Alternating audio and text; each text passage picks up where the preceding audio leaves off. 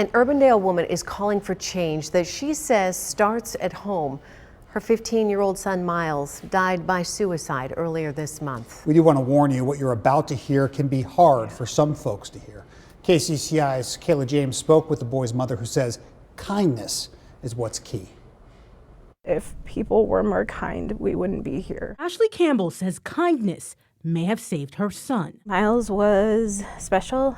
He was unique. He was vibrant. He had a knack for lighting up a room with his smile. And the knack He loved these fuzzy worms.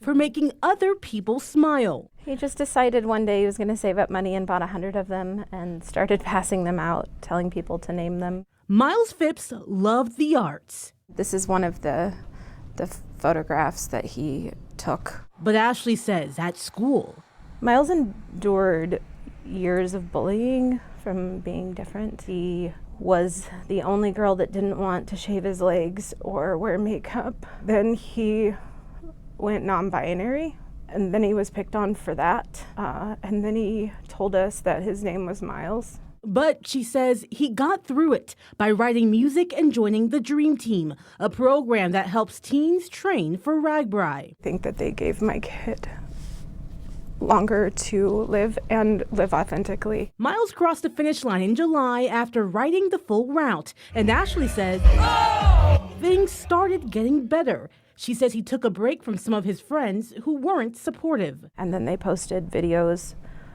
online of them destroying his things, mocking a journal he had. Ashley says kids were yelling things at her son in the hallway, and the school was limited in what it could do.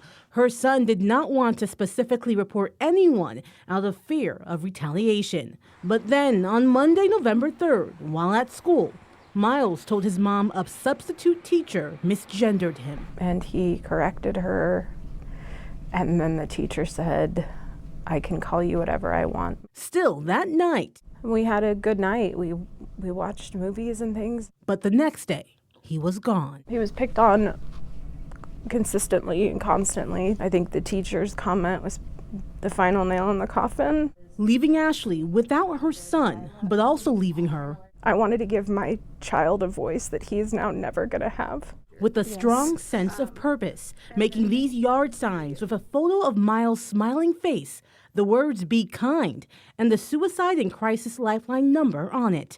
She says it starts at home, with parents raising their kids with kindness. You have to be safe, respectful, and responsible. Just like Miles. I don't want kids to continue to feel like or people to feel like they don't belong just for being unique and for being themselves, because that's not okay.